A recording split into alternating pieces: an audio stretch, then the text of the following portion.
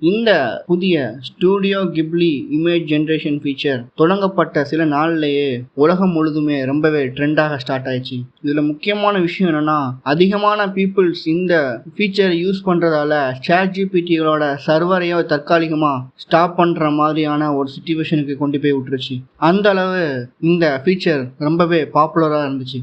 இப்போ வரைக்குமே அனைவரும் இந்த ஃபீச்சர்ஸை யூஸ் பண்ணி அவங்க சோஷியல் மீடியாவில் அப்லோட் பண்ணிட்டு இருக்காங்க. ஆனால் இந்த ஒரு ஃபீச்சர் தற்செயலாக யூசர்ஸோட ப்ரைவசியை பாதிக்குது அப்படின்னு ஒரு வாதமும் கிளம்பியிருக்கு. ChatGPTன்ற ப்ராடக்டை டெவலப் பண்ண கம்பெனி தான் OpenAI. இந்த OpenAI கம்பெனி நம்ம இந்த கிப்லி இமேஜ் ஜென்ரேஷனுக்காக அப்லோட் பண்ணக்கூடிய நம்மளுடைய இமேஜஸ் எல்லாத்தையுமே எடுத்து மனித உருவம் கொண்ட ஏஐக்கள் எல்லாமே நம்ம வீடியோஸில் பேசுகிறத நம்ம நிறைய பார்த்துருப்போம். இந்த ஏஐ மாதிரியான மனிதர்களுக்கு துல்லியமான உருவம் கொடுக்கறதுக்கு நம்ம அப்லோட் பண்ணக்கூடிய இமேஜஸை யூஸ் பண்ணுறது